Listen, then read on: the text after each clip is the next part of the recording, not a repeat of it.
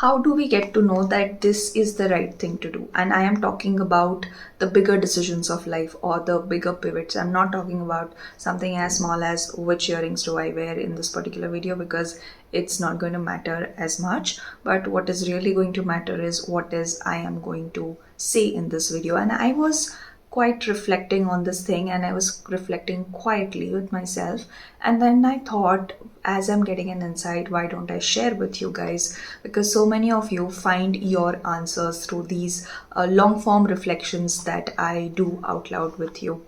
So I was so happy to meet all of you during these 3 masterclasses that we conducted in the month of January, which were about life coaching, which were about rise in your power for women, and which were also our first meeting of Mission 2026. So if you have missed that and you still want to become a part of this mission, you can do it now. You will get the recording of the first meeting that we have had, and then you can continue with the further meetings that we are going to have each month. So let's get started with the video.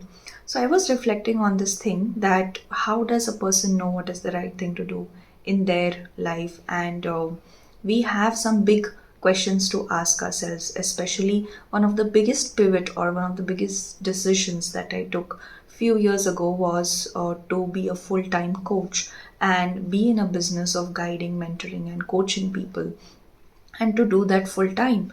And most of my friends that time were preparing either for their higher education, or they were taking up jobs, or they were getting promoted. So they were all following a very different path. But something within me just said that this is the right thing for us, and this is what I am going to do.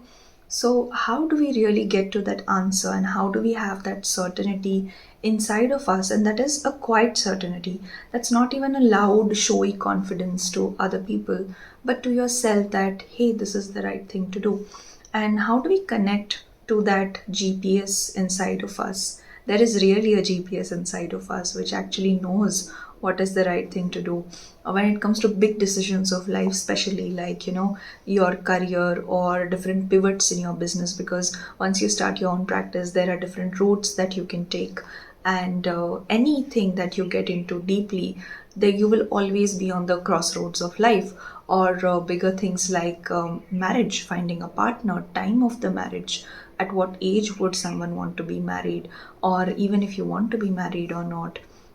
Or it could be about having children, again at what age, and what would be the right thing to do, which city to live in, whether you want to live in more cosmopolitan urban kind of a setup, or would you like to live in a remote setup which is outside of a city, where it is more on the countryside. Does that suit you? These are all big things, and they affect a human's life and the life path big time. So it's very important to reflect on these decisions. And for that, the question that one needs to ask themselves is, what do I ultimately want? And whenever I asked myself this question in my early 20s, there's only one word which came up, which was freedom. I wanted freedom. And whenever anybody would ask me that, I would always say freedom. And financial independence is a part of freedom, but I was wanting freedom at a larger level. And then when I got into coaching, there came a point where we reflect on the words as well that we use. So I started to write down what does freedom mean to me, and a very big aspect was being more authentic instead of being more performative. So being performative means I do certain things which don't align with me in the videos, just so that I get more views from you guys, or you guys buy my services more easily, or you do a particular thing that I want you to do by doing something that is not aligned with me. And this creates a huge disconnection. Now, I have been very lucky that I observed this disconnection very early in my life, within myself or even in other people. So, because of being very sensitive, or because of having higher emotional intelligence, I think I was very fixed on the emotional experience of something. I was very focused on, this is how I want, the spaciousness in my life. Let's say today I wanted to reflect and create this video. I got to have the time in my calendar to actually switch on my mobile and create that particular video for you. and then also not having to worry whether how this video is going to do on social media, because this is ultimately how would I want to use my voice to transmute this particular knowledge. So I wanted all of this thing, and as I started to write my definition of what freedom looks like, all of this started to come in. So not worrying too much about the consequences, being responsible with my action as to what do I say, because if you are watching or listening to this content on YouTube and you consider me as an authority or an expert in particular field, you can end up taking my words very seriously. So I need to have that responsibility factor in it, but not so much of a burden onto myself that I just stop making videos altogether, right? So this is a place which I wanted to be, so grounded in responsibility, at the same time knowing where my responsibility end and your responsibility as a viewer starts, where you are also doing your own analysis whether as to this concept of authenticity and freedom, is it aligning to what do I want in my life right now, because your timelines could be very different from my timelines. Like I said, a lot of my friends didn't even think about all these factors, and there is nothing wrong about it.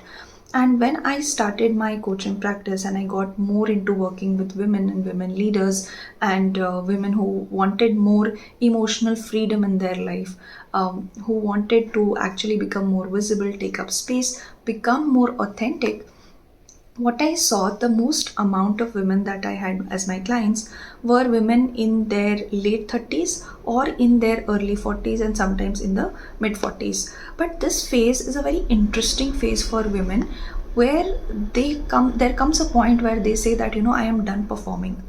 I am done performing or saying that, I want to be a good mother, a good woman, a good daughter, a good this, a good that, because they have seen the repercussions of it. So they do their duties, their responsibilities, and it's very important that they do it because they also have this nurturing side and they want to do it. But for a lot of women, these choices they made because they just thought that this is how it is supposed to be, not what I want.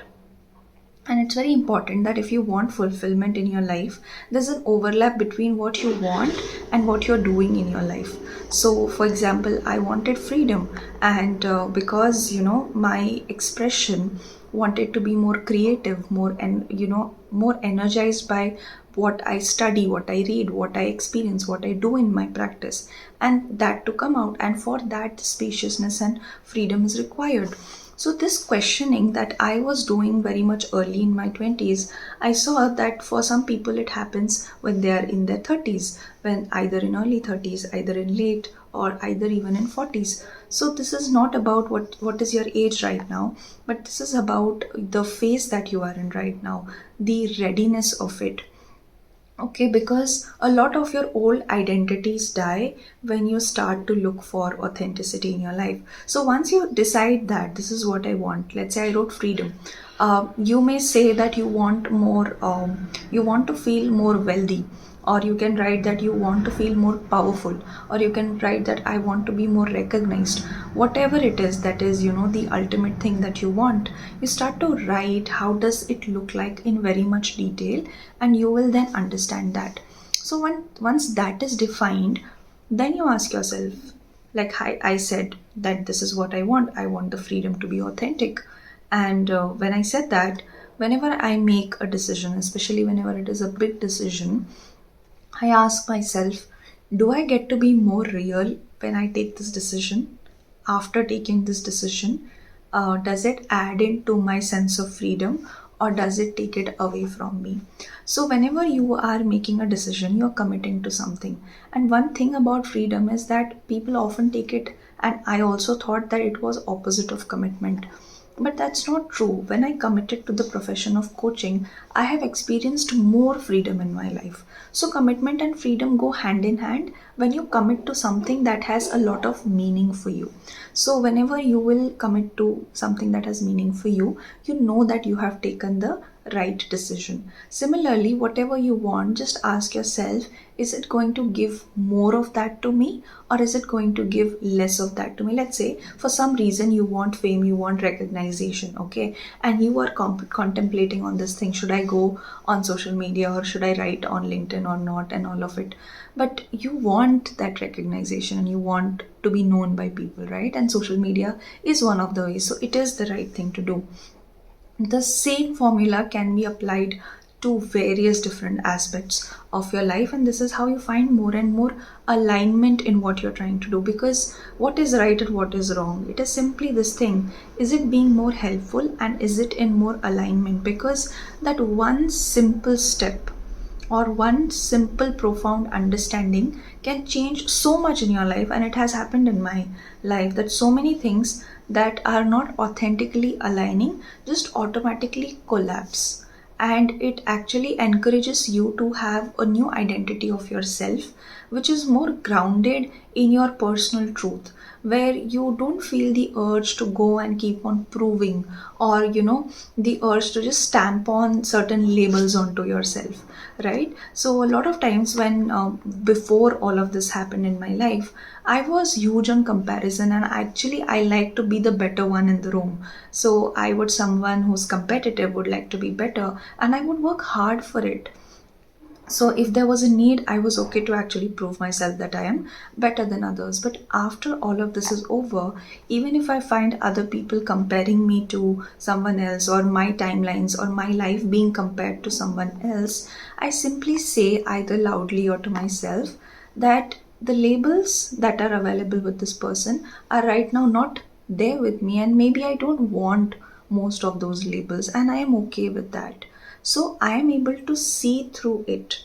Okay, I am able to see through the labels. Okay, when people say, oh, you're of this age, you must have that, you should have that. So I get very careful when the words must and shoulds are being used, and then I say that, do I really want this label? Do I really want this particular thing? And that is how a lot of things that were burdensome in my life, they got decluttered, and there is more spaciousness, there is more freedom, there's more creativity, and there is more sense of responsibility than before. Because of being, having too much on my plate or feeling burdened by so many things, I would actually try to then not put in my best into so many things, because I was feeling like I need to do so many things to actually get the success that I am trying to get. So first I became very, very grounded and pinpointed to what is my definition of success at this point in my life. Second, I became okay with the fact that it does not look like my other friends or my peer group. Third, I actually went through the pain of, your ego being dissolved, because this is what you identified with so far. So there is definitely an element of your ego actually shattering and a new identity being born. And it is very interesting to observe in reflection when you look back at it. And after that, wherever I see that after saying yes to this client, or after doing this particular thing, or after taking up this project, I will have to, become someone whom I'm not, I kind of stay far away from those projects, or I may just take one of them to experiment. But then there is a clear desire to experiment with something and see how it works for me, especially if it's something that I've not done before, or I'm not able to get the understanding of whether this is something that I would like. So that time I go for an experimentation, but that's very little part of everything. And this brings in a lot of detachment in the way you live your life. At the same time, you can enjoy so many things that are happening. So this, you get to enjoy the dance of this duality, and it's a very, very interesting way to live. That's by my experience, and we need to keep, defining this, because for me these cycles of growth have been very, very rapid in my life. So depending on where you are in your life right now, we can always do these reflections and get you what you actually want in your life. And hopefully it's compatible with what your nature is and how you are aligning, because that is the first mistake that people make, that they start to build some incompatible goals, and because of which then they fail and they label themselves as a failure, and the loop of failure and I'm not good enough just goes on and on and on. So you can go to the description box, book a clarity call with me, and we can then see what does success really look like and feel like to you and only you, not to the whole society, not to the whole world. And then who you become is something that you will be definitely proud of. See you in the next video.